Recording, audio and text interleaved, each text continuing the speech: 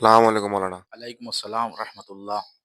مولانا، جیسے کہ ماہ رمضان کی آمد ہے، آج دوسرا روزہ ہو چکا ہے، فجر کا ٹائم ہے، تو فجر کے نماز کا جو ہم سحری کر لیتے ہیں، ظاہر سی وجہ سب کو روزے کی نیت کرنی پڑتی ہے۔ جو سب نیت کرتے ہیں وہ صرف زبانی نیت کرتے ہیں یا ذہنی بھی، یا پھر آپ کی ہر چیز سے نیت ہونی چاہیے؟ تھوڑا ڈیٹیل سے بتائیے تھوڑا آپ۔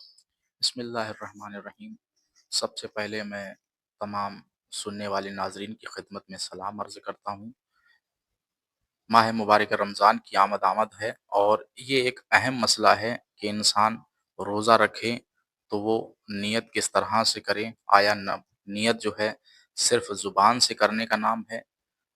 نہیں اذان محترم، نیت جو ہے وہ صرف زبان سے کرنے کا نام نہیں ہے، اس لیے کہ جو ہے روزہ جو ہے واجب عمل ہے، روزہ واجب عبادت ہے، جس طرح سے نماز عبادت ہے، اور عبادت جو ہے وہ بغیر نیت کے نہیں ہوتی ہے۔ اس لیے کہ مثال کے طور پر کہ ایک انسان جو ہے اپنے چہرہ دھوئے، ہاتھ پیر سب کچھ دھوئے، لیکن ارادہ نہ کرے دل سے، تو کہنے والا کہہ سکتا ہے کہ اس نے سب کچھ ہاتھ پیر منہ تو دھویا ہے لیکن اس نے وضو نہیں کیا ہے۔ لہٰذا نیت بھی اسی طرح سے ہے۔ آپ کا کوئی بھی عمل جو ہے، جیسا کہ جو ہے حدیث میں ہے الاعمال بالنیہ، اعمال کا دار و مدار جو ہے وہ نیت پر ہے۔ اب جس کی جیسی نیت ہوگی ویسا ہی اسے اجر و ثواب ملے گا۔ لہٰذا جو ہے نیت کا مطلب یہ ہرگز نہیں ہے کہ صرف زبان سے الفاظ کو ادا کیا جائے، بلکہ نیت کا معنی و مفہوم یہ ہے کہ نیت جو ہے وہ دل سے ارادہ کیا جائے، یعنی کہ میں ماہ مبارک رمضان کا روزہ رکھتا ہوں قربتاً اللہ، یعنی کہ میں یہ جو عمل انجام دے رہا ہوں اللہ کی رضا کی خاطر۔ اللہ نے یہ روزہ فرض کیا ہے، لہٰذا میں اس کے حکم کے مطابق اس پر عمل کر رہا ہوں، میں یہ عبادت کو انجام دے رہا ہوں۔ لہٰذا نیت کا اصل معنی مفہوم جو ہے صرف زبان سے کہہ دینا کافی نہیں ہے، بلکہ دل میں ارادہ رکھنا ضروری ہے کہ نماز فجر سے لے کر کے مغرب کے تک جو ہے یہ ارادہ رہے کہ میں روزے سے ہوں، میں حالت روزے میں ہوں۔ اچھا، جیسے آپ نے سحری اس روزے کے بارے میں بتایا، نیت کے بارے میں کہ ذہنی بھی نیت ہونی چاہیے، ہر چیز کی نیت ہونی چاہیے۔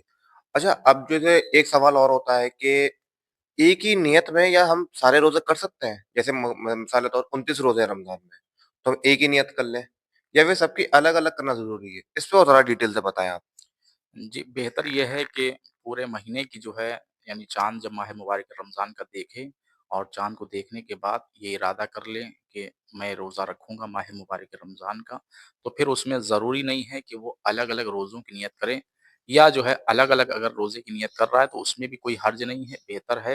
لہذا کبھی کبھی ایک بات یہ بھی عرض کرتا چلوں، کبھی کبھی یہ ہوتا ہے کہ اکثر نوجوان یہ سوال کرتے ہیں کہ مولانا جیسے ہم نے نیت کی کہ میں روزہ رکھتا ہوں، پانچواں روزہ ماہ رمضان المبارک کا قربتاً اللہ، لیکن ہمیں پتہ چلا کہ آج چوتھا روزہ ہے یا چھٹا روزہ ہے، لہٰذا ہم نے تو پانچویں رمضان کی نیت کی ہے، اور اب جا کر کے پتہ چلا کہ پانچواں ہے، چھٹا ہے، یا جو ہے چوتھا روزہ ہے، تو کیا مطلب ہے ہمارا روزہ باطل ہو گیا؟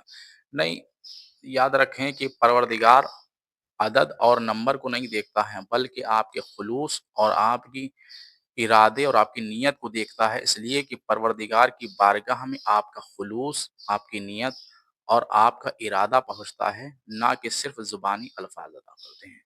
السلام علیکم ورحمۃ اللہ وبرکاتہ۔